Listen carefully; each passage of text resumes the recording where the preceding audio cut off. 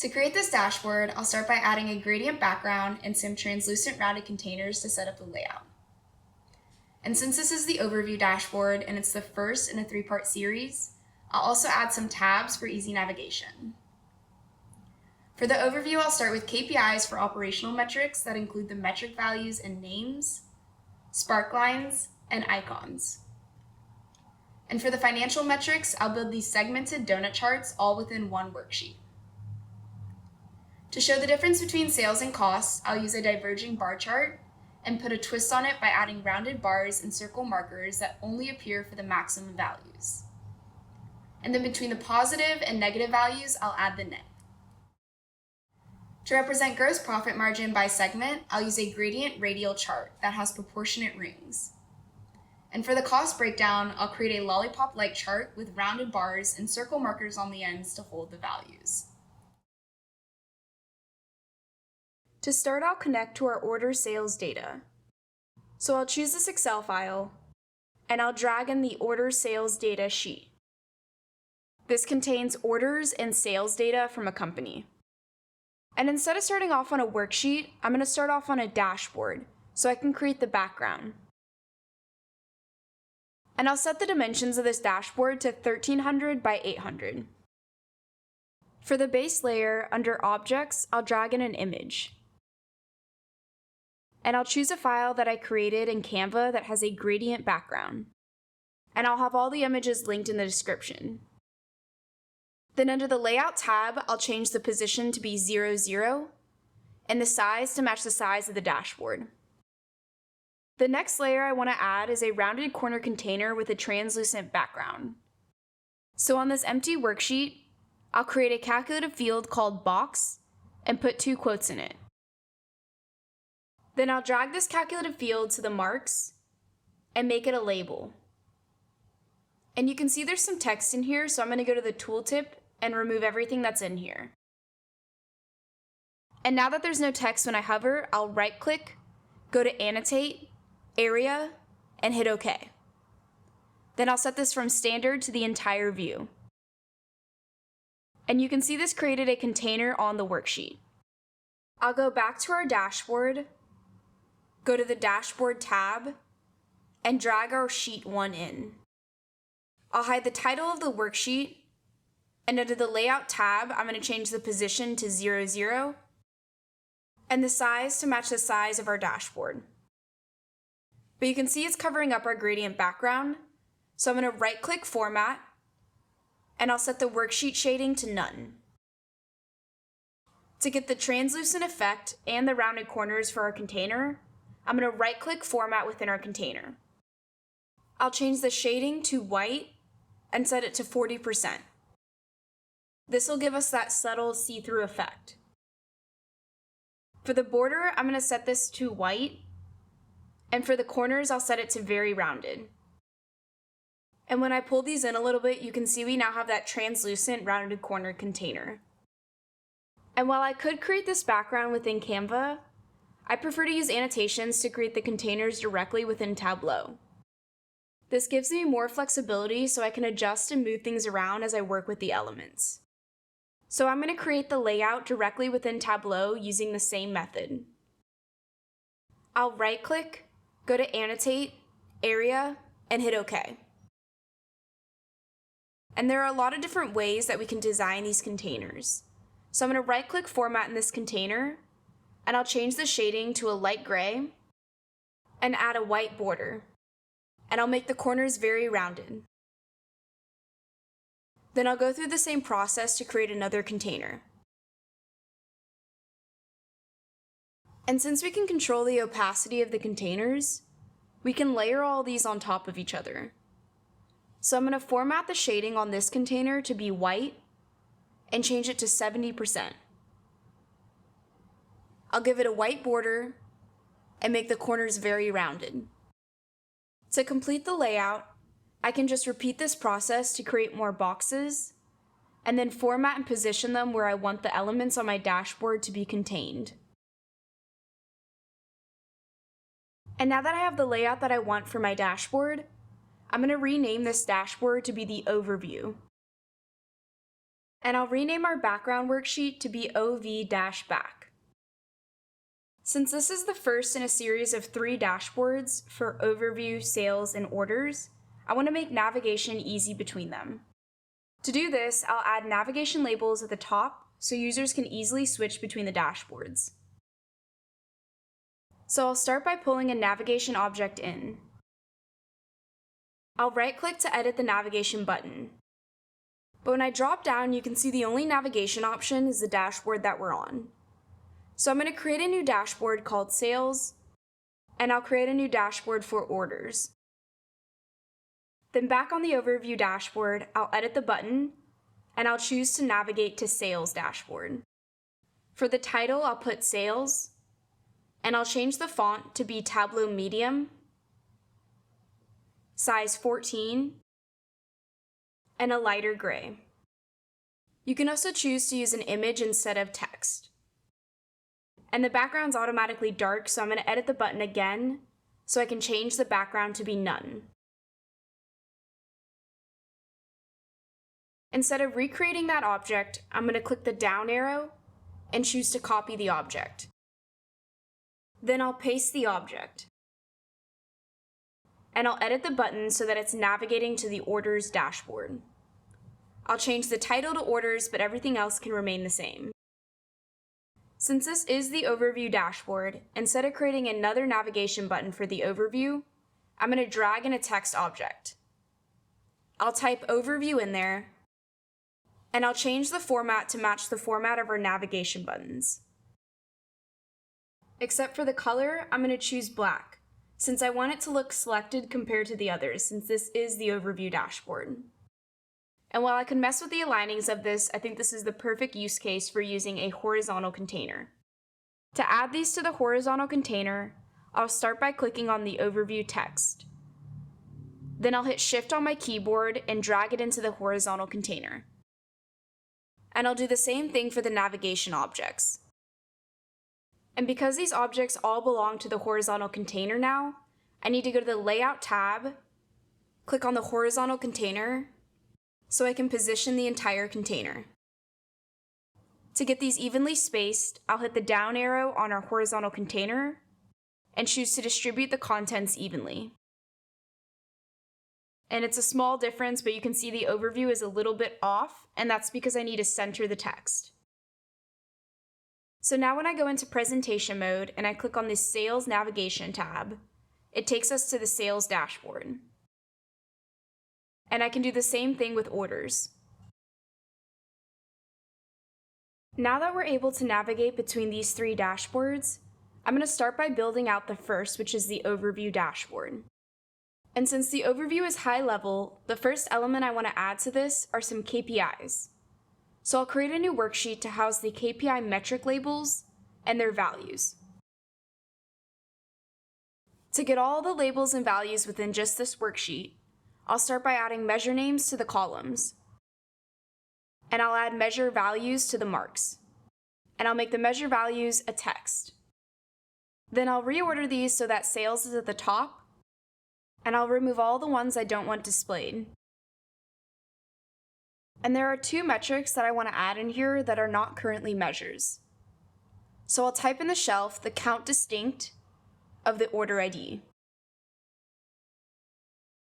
And I'll also add the count distinct of the customer ID. Then I'll drag returns to the end so that it's last in order. And while Tableau automatically shortens common calculations like the sum of sales to just sales, it keeps more specific names like the count distinct of order ID to show that it's counting distinct values. But since we know this calculates the total number of orders, I want to edit the measure name header so that it's a shorter name. And we can do this by editing the alias. One way to edit the alias is to right-click on the header of the measure name you want to change, and click Edit Alias. This is great if you're just changing 1 or 2 aliases, so I can just call this orders. But if you want to edit multiple aliases, you can right-click on measure names and edit the aliases. And this screen will let us edit the aliases for the entire workbook, not just this worksheet. So for the distinct count of the customer ID, I'm going to double click on the right side value and type customers. So if I use the count distinct of customer ID anywhere else in this workbook, it'll show up as customers. And within this screen, there's also the option to clear all the aliases. For formatting, I'm going to right-click Format, go to Shading, and change the worksheet shading to None. And under Borders, I'm going to remove the row divider. And to change the number format of the individual metrics, under Measure Values in the shelf, I'll right-click Format on the sum of sales. I'll make this a custom currency with 1 decimal and change the units to millions. And this is currently for 3 years worth of data. So I'm going to pull order date into the filters and choose a relative date. Then I'll select years and do just this year. For this set of KPIs, I like the look of having the value displayed first with the metric name below it. So it reads naturally like 1.2 million in sales or 2,726 customers. But by default, the measure name appears above the measure value since it's treated as the header. So to add the measure names below the measure values, I'll move measure names into the marks card underneath the measure values. Then I'll change this to a text. So now we have the measure names below the measure values. To get rid of the measure names above, I'll right-click on the measure name header and uncheck Show Header. To format the text, I'll click on Text within the marks and then the 3 little dots. I'm going to select the whole thing to move it to the left. And for measure names, I want to pull this under measure values. For measure values, I'm going to choose Tableau Medium, size 14, and keep it that dark color. For measure names, I'm going to choose Tableau Regular, size 11, and I'll change it to a lighter gray. I'm also going to put 2 spaces in front of the measure names to move it a little bit to the right. I wanted the values to stick out and for these to read naturally, so that's why I put the measure name underneath the measure values. And I emphasize the measure values by making it a larger font and darker in color. I'll go to the dashboard and hit the Dashboard tab at the top. And I'll bring in our KPI metrics and values worksheet. I'll hide the title of the worksheet and resize it so it fits in this container.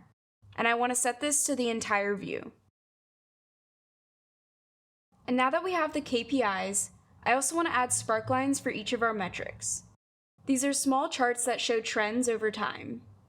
I'll start off on a new worksheet and call this Spark-Sales. And once we create one of these, we can basically copy and paste it to the others. So for the sales sparkline, I'll start off by adding sales into the rows. And since this will be over time, I'm going to add order date to the columns. Then I'll right-click and make this a continuous day. And this is way too long of a period to look at a trend, so I'm going to move order date into the filters and choose a relative date. And I'll select to look at this month only. To change the color of the sparkline, I'll use Color in the Marks and select a green color. Then for formatting, I'm going to right-click on the header to remove them. I'll format the worksheet, and under Shading, I want to choose None. For the lines, I'm going to remove the axis rulers and the 0 lines for the sheet. And under Rows, I'm going to remove the grid lines. So now we have a simple visual that we can add to our dashboard that shows a recent trend of sales. And I'm going to position these sparklines underneath the metrics. And since we've already created this sparkline for sales, instead of recreating it for orders, I'm going to right-click on the Spark Sales worksheet and hit Duplicate. And I'll rename this to be for orders. Instead of using the sum of sales, I'll type the count distinct of the order ID. Then I'll right-click on the axis to uncheck Show Header. And for the color of the orders line, I'm going to change this to blue. Then I'll repeat this process. So for one, I'll do the count distinct of customer ID and change it to yellow.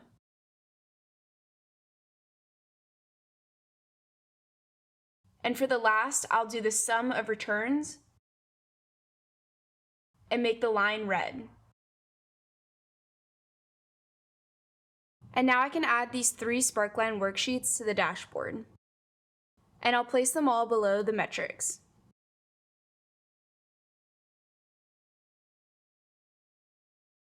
To divide these metrics into their own containers, I'm going to bring in an empty text box. I'll use this as a divider line and go to the Layout tab. And I'm going to change the background to be white. That way it matches the border of our container. And I'll fix the position and size so that it looks like it's part of the border.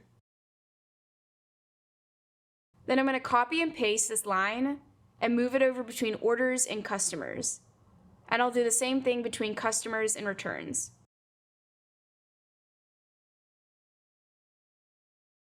Since we have this empty space in the top right-hand corner of our metrics, I want to add icons that represent each metric. So I'll go to the Dashboard tab and drag in an image object. And I'll choose a file of a sales icon that I created in Canva. I'm going to pull this up so that it fills in that empty space, and then I'll copy and paste the image, drag it over to orders, do the same thing for customers and the same thing for returns.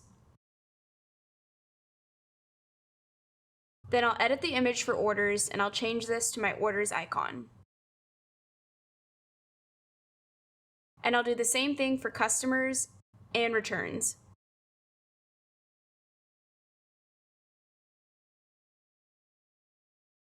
And after making a few adjustments, we now have a KPI card that displays the metrics and a Sparkline that provides a quick snapshot of the company. These are perfect for like an overview tab where you want to give users a quick, at-a-glance understanding of the key trends and metrics without diving into the detailed data. And since this is an overview tab, now that we have our operational metrics in there, I want to add some financial metrics. And I stored these in a different data source, so I'm going to go to the Data tab at the top and hit New Data Source. And I'll choose an Excel file. The reason I'm adding a new data source instead of using the existing sheets is that even though it's from the same Excel file, using a sheet from my current data source would automatically create a relationship with the sales order sheet I'm already using. And since there is no unique identifier between the two, I'm just going to pull the metric sheet in separately. To represent these 4 financial metrics, I'm going to create segmented donut charts. And we can do this all on one worksheet. So I'm going to create a new worksheet for the segmented donuts. To create the donut structure, I'm going to first type 0 twice into the columns. And for the first mark, I'm going to change the mark type to a pie. Then I'll pull measure values into the marks and make it an angle. And we already have the metric value in there, so I'm going to type in the shelf 1 minus the sum of the metric value. And I'll get rid of the count of data. So if you think of the whole pie as representing 1 or 100%, when the metric value is 15%, the formula we just created will return 85%. This creates the remaining portion needed to complete the full circle of the pie. And right now we can't distinguish the measure values in the pie, so I'm going to pull measure names into the marks and make this a color. For a regular donut chart, I would change the second mark to a circle. But since this one's going to be segmented, I'm going to change it to a shape. Then under shapes, I'll choose more shapes and use this custom shapes palette that I loaded in. And I'll have this image linked in the description, but this is basically just the skeleton of a segmented donut chart. So it has a circle in the middle and spikes extending outward. To see this image, I'm going to right-click on the sum of 0 and make it a dual axis. And I'll also right-click on the axis to synchronize them just to make sure they're not misaligned. Because the image has a transparent background, we can see the colors of the pie chart representing the progress behind the image. And to make the spikes reach the outer part of the pie chart, I'll use the size slider in the second marks to increase the size a little bit. And right now this is aggregating all the metrics. So to get this split up by metrics so that we get 4 charts, I'll bring metric into the rows. And I also want to color this by metric, so I'm going to bring metric into the first mark and make it a color. But right now it's taking the sum of the metric values over all the different segments. So for our formula, I'm going to change sum to average. And for the metric value, I'm going to right-click, go to measure, and choose average. Then I'll bring this one first since I want it to represent the beginning of the donut chart. Under the second mark where we have our shape, I'm going to bring our metric in and change it to a label. I'll also bring the metric value in and change it to a label. And again, it's taking the sum, so I'm going to right-click, go to measure, and choose average. For formatting, I'm going to right-click on the headers to remove them. Then I'll format the worksheet, and for the shading, I'm going to choose none. Under borders, I'll remove the row divider and the column divider. And for the lines, I'll remove the 0 lines for the sheet and the grid lines for the columns. And you can see these are pretty spaced out right now. So to get them closer, I'm going to use the size slider in the marks to increase the size. And now the spikes are a little bit too small, so I'm going to go to the second mark and use the size slider to increase the size a little bit. And I want the text inside the circle, so I'm going to use the label in the marks to center it horizontally and vertically. Then to format the text, I'll click the 3 little dots, and I'll make this size 11 font. I also want to move metric above the metric value. For the metric, I'm going to choose Tableau regular, and for the metric value, I'll choose Tableau medium. That way the percent sticks out a little bit more. But right now it's not a percent. So I'm going to right-click Format on our measure, and for the number formatting, I'll choose a percentage with no decimals. For the coloring, I'll edit the colors in the legend. And since the blue ones currently represent the remaining percentage, I'm going to change these all to a light gray. And for the portion that represents the actual percentage of the metric, I'm going to make these different colors. So for the gross profit margin, I'll choose a green color. For the operating profit margin, I'll choose blue. For the return on assets, I'll choose a yellow. And for the return on equity, I'll choose red.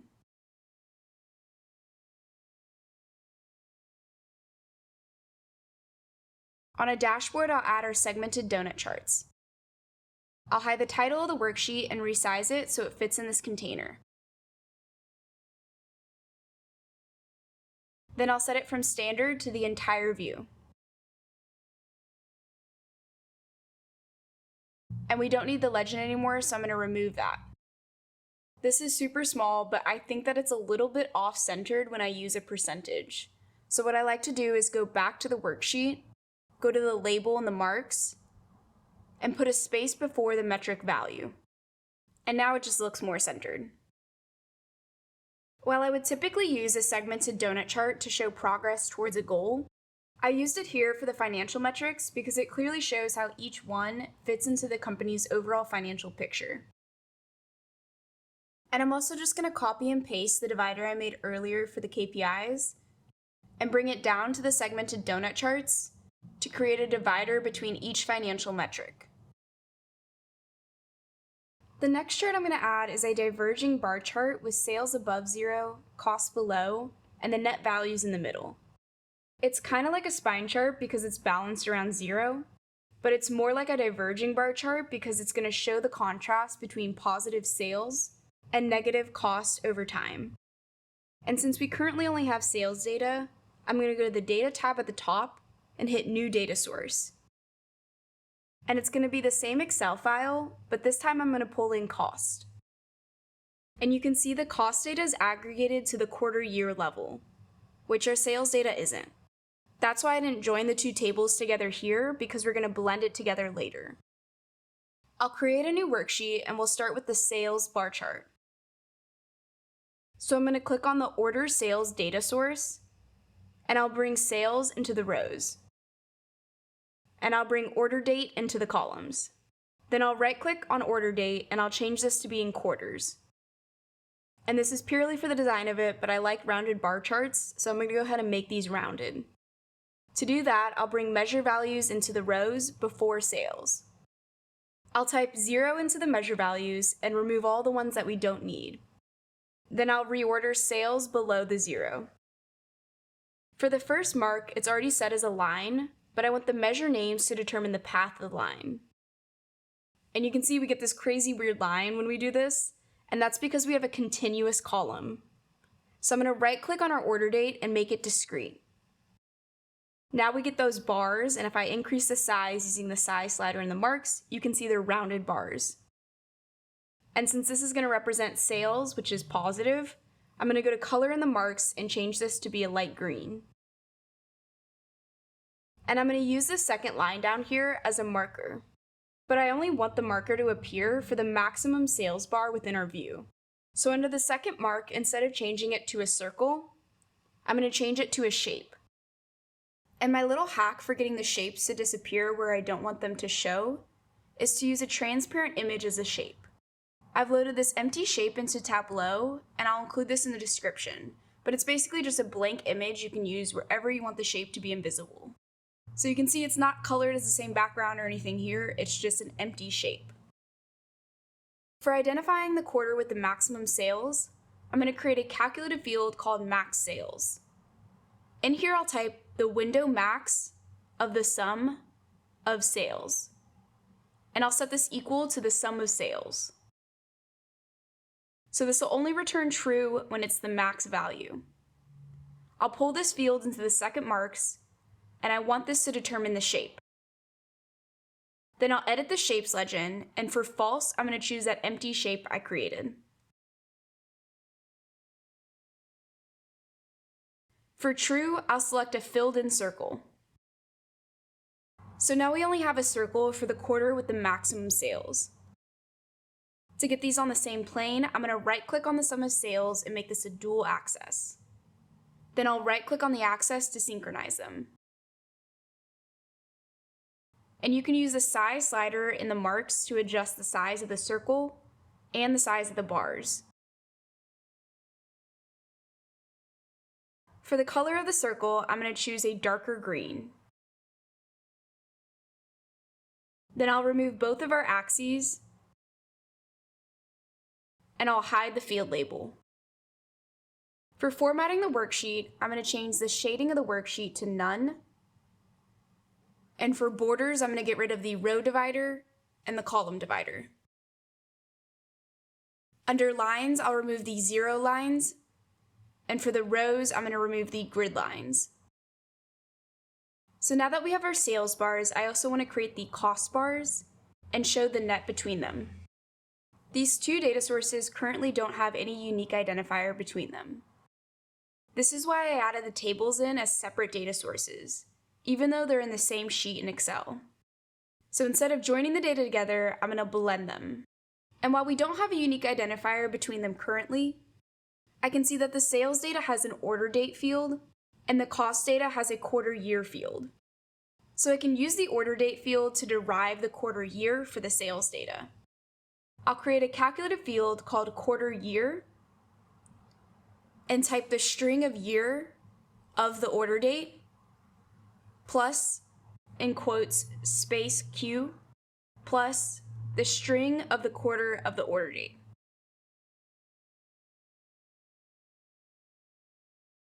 And you can see the format our quarter year is in within the sales data. And that matches the format from our cost data. To blend these, I'll go to the Data tab at the top and hit Edit Blend Relationships. I want the sales data to be the primary data source and the cost data to be the secondary. I'll make this a custom blend and add the field that I want the data sources to be blended on, which is quarter year.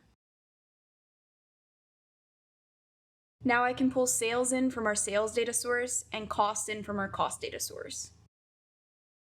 However, just because they're blended does not mean they're joined. So if I create a calculated field for the net, and I'll just paste in this formula that I would use, you can see there's two errors that we get. And even if I change the quarter year to the quarter year from the cost data, we're still getting an error. And that's because if we want to use two fields from different data sources that are not joined together, we need to aggregate them first. So I'll keep the first part of my statement, which is just the sum of sales for each quarter year, and I'll rename this to be the sales quarter total. And instead of creating the cost one within the sales data, I'm going to go to the cost data source. Then I'll create a calculated field for the cost quarter total. And this is the exact same formula, but with cost instead of sales.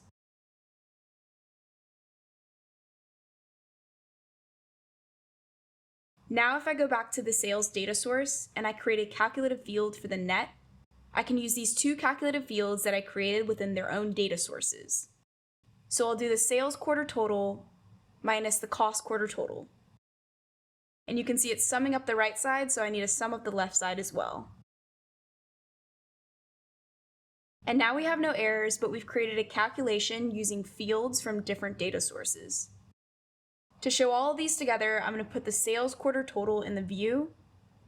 I'll move the net into the view. And I'll put quarter year in the columns. Within the cost data, I'm going to move the cost quarter total into the view as well. Blending lets us use fields from multiple data sources in a view and create calculations across them. While you could join the data in some cases, sometimes data sources can't be joined directly, or they lack a unique identifier, or you just want to avoid writing SQL. And I joined it here so I could create this calculated field for the net of sales and cost. I want to display these values between my diverging bar chart. So under Show Me, I want to change this to a table. Then I'll click this button to swap the rows and columns. I'll right-click on the header to uncheck Show Header. And I'll format the worksheet to remove the shading for the worksheet. And for the borders, remove the row divider. To change the number format, I'm going to right-click Format on the measure. And under Numbers, I'll set this to a custom currency with no decimals. And I'll display the units in thousands. Now that we have our sales bars and net, I'll create a new worksheet for the cost bars. First, I need to select the cost data source. And I'll do a similar method I did for building the sales bars. So I'll drag quarter year into the columns and measure values and cost into the rows. Then under the measure values, I'm going to type 0. And I'll remove all the ones that we don't need, so we're left with just 0 and cost. To get the diverging bar chart effect, I'll type a negative in front of the sum of cost. So you can see how it flipped the bars upside down. I'll also do this for our cost in the rows. For the first mark, I'm going to change this to a line and move measure names in. And I want the measure names to determine the path of the line. I'll use the size slider to increase the size of the bars. And I'll use color in the marks to change this to a light red, pink color, since this is for cost. For the second mark, I need to do the same thing I did for sales and create a calculated field for the max cost. In here, I'll type the window max of the sum of cost and set that equal to the sum of cost. Then I'll drag this true-false field into the second marks, and I'm going to change the mark type to a shape. And I want our calculated field to determine the shape. Then I'll edit our shape's legend, and for false, I want to choose that transparent background. That way it remains invisible. For true, I want to choose a filled-in circle, since true represents the quarter with the maximum cost. Then I'll right-click on one of the rows and make this a dual axis. And then I'll right-click on the axis to make them synchronized. I'm going to make the circle a little bit smaller, and I'll change the color to a darker pink. And instead of formatting the cost bars to look like the sales bars, I'm going to right-click on the sales bar worksheet and copy the formatting. Then on the cost bar worksheet, I'll paste the formatting. Then I'll right-click on the right axis to uncheck Show Header. And I also want to hide the field labels. And now we can add these charts to a dashboard. I'll drag them all in, and I'll hide the title of each worksheet. And we don't need the legends anymore, so I'm going to remove those. I'll position these so that cost is at the bottom, and the net is in the middle. And I want to set the net to the entire view. Then I'll put sales at the top. And we can already identify the quarter year from the cost bars, so I'm going to remove it from the sales bars. These are a lot of quarters to display on an overview tab. I don't really want to be looking at the last 3 years, so I'm going to filter it to the last 8 quarters. And I'll show this little trick on a new worksheet so I can bring in our quarter year field. Then I'll create a calculated field for our quarter year sequence. And this formula is going to take the year multiplied by 4 and add the quarter.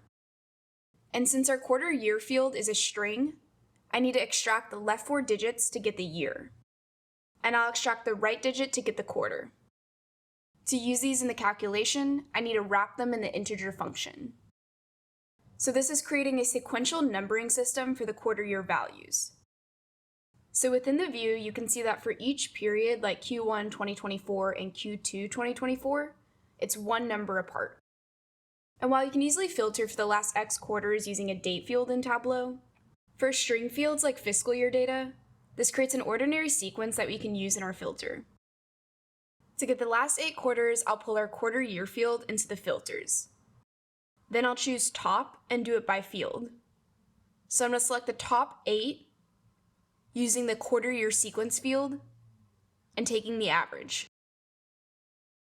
And now even when new data comes along like 2025, it'll always filter for the last 8 quarters. To filter our other worksheets, I'm going to right-click on the filter, go to Apply to Selected Worksheets, and I'll check off our cost bar, net, and sales bar. And now we have a dynamic filter that automatically captures the last X quarters of data, regardless of which quarter years are in the dataset.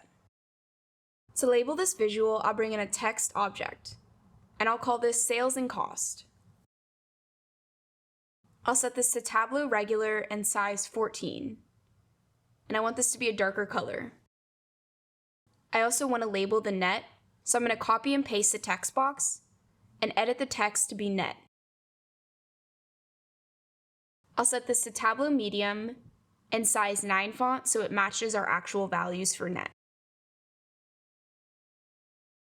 Then I'll format the net worksheet and change the color of the values to be darker, the alignment of the values to be horizontally centered, and the color of the worksheet to match the color of the container.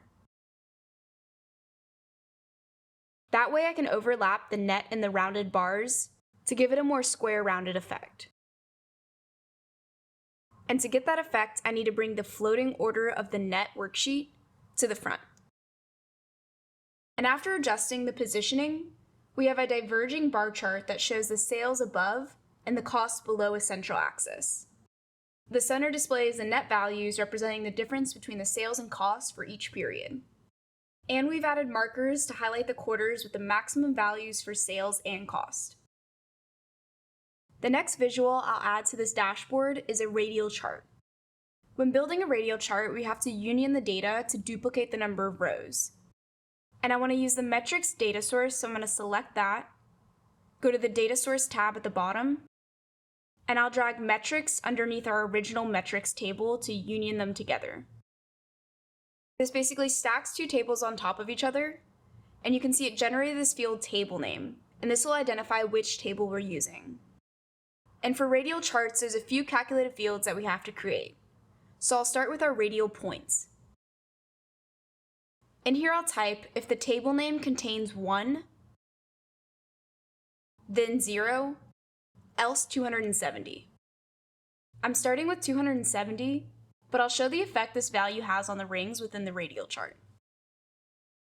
I'll right-click on our points field, go to Create, and choose Bins. And I'll set the size of the bins to 1. To capture the values, I'll create a calculated field for the radial LOD.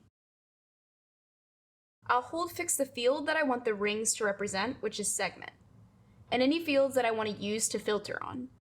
Since I'm only looking at one metric for this, I'll be filtering by metric. Then I'll take the sum of the metric values. Then to ensure the higher values are positioned in the outermost rings of the radial chart, we'll create another calculated field for the rank. This will be the rank unique of the negative sum of the radial LOD. And it's negative because we want to get it in descending order. And lastly, we'll need to create our X and Y axis. I have these formulas in the description if you want to just copy paste, but this is the sine of the index minus 1 times the window max of the max of pi divided by 180, multiplied by the window max of the radial rank.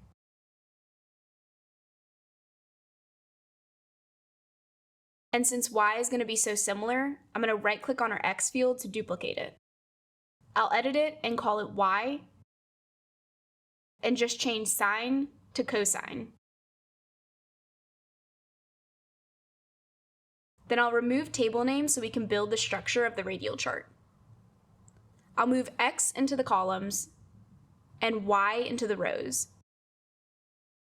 Then I'll move the point spin into the marks. Set the mark type to a line and make the point spin determine the path of the line. Then I'll right-click on the x field, go to Compute Using, and choose the point spin. And I'll do the same thing for y. So that's giving us 0 to 270. But I also want to pull in our segment field into the marks, since I want each ring to represent a segment.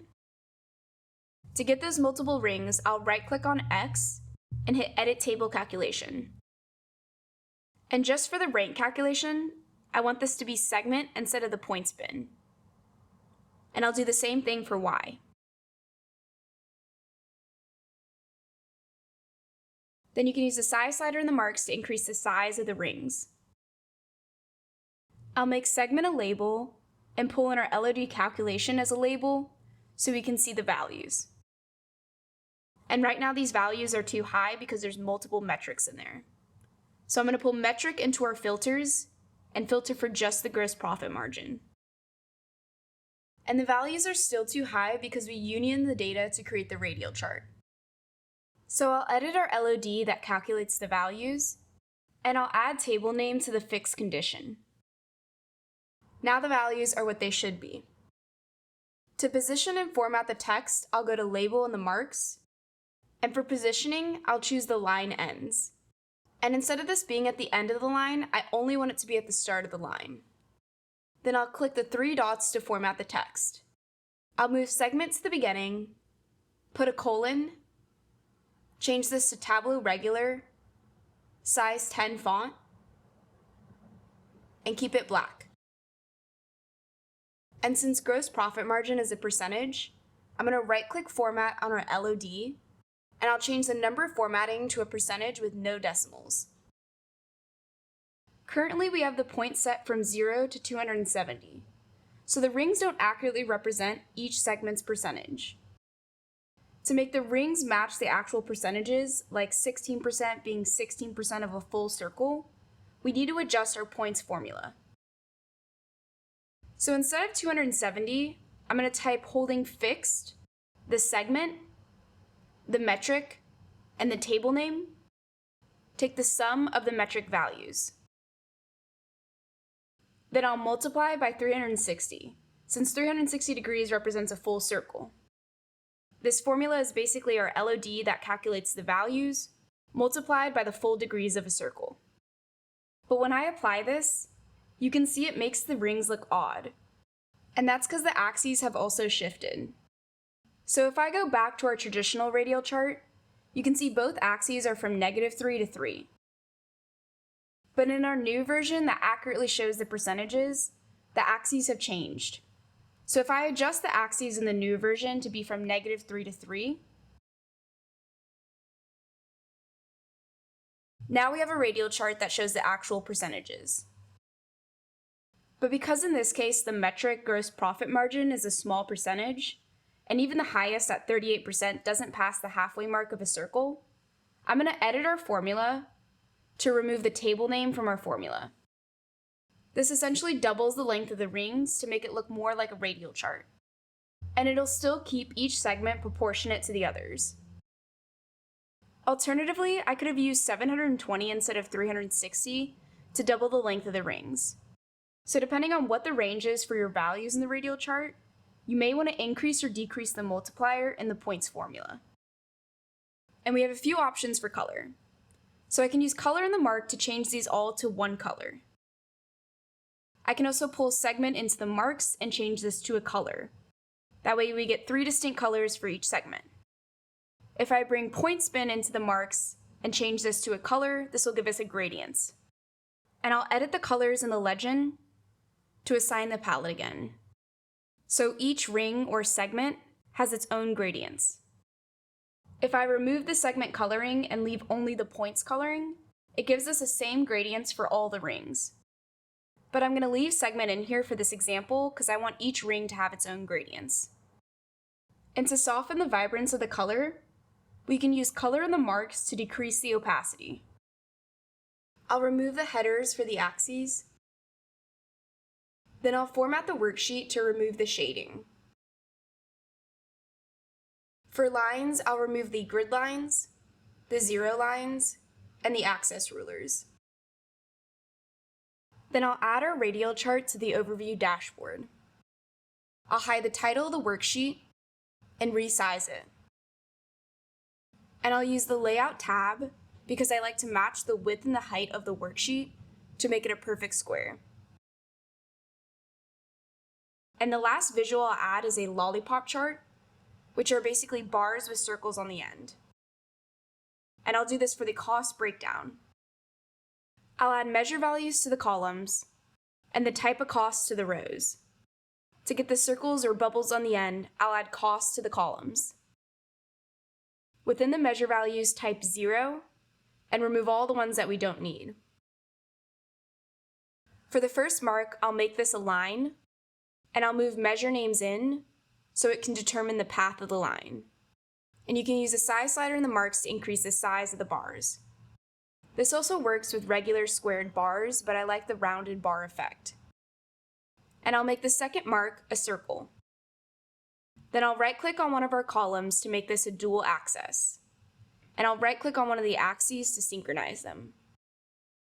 For coloring, I'll pull the type of cost in and make this a color. And to get the gradient effect, I'll pull measure names in and also make this a color. To color the circles, I'll pull the type of cost in and make this a color. Then I can edit the colors in the first legend to assign colors to create the gradients for the bars themselves. And I'll also edit the colors in the second legend, and I want these colors to match the beginning of the bar's color. That way there's a contrast between the end of the bar where the circle is and the color of the circle itself. To make this more like a lollipop chart, you can use the size slider in the second mark to increase the size of the circle. But for my visual, I want to make the circle the same size as the end of the bar. And I want to get the actual cost breakdown in there, so I'm going to add cost to the second marks, right-click, go to Quick Table Calculations, and choose the percent of total. Then I'll make this a label. And I want to format the number so that it's in a percentage with no decimals. To get the text inside the circle, I'll go to Alignment within the label and choose to center it horizontally and vertically. Then for the font, I'm going to change this to Tableau Regular, Bold, Size 8, and White. And percents always seem off-centered to me, so I like to go to the 3 dots and type a space before. That way it just looks more centered. For formatting, I'm going to remove both headers. Then I'll format the worksheet so I can change the shading of the sheet to none.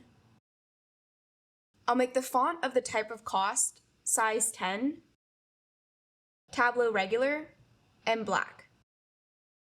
Under borders, I'll remove the row divider and the column divider. Under lines, I'll remove the 0 lines for the sheet and the grid lines for the columns. And I'll also hide the field label. On a dashboard, I can add our bars with bubble or lollipop worksheet. I'll hide the title of the worksheet and remove the legends since we don't need them anymore.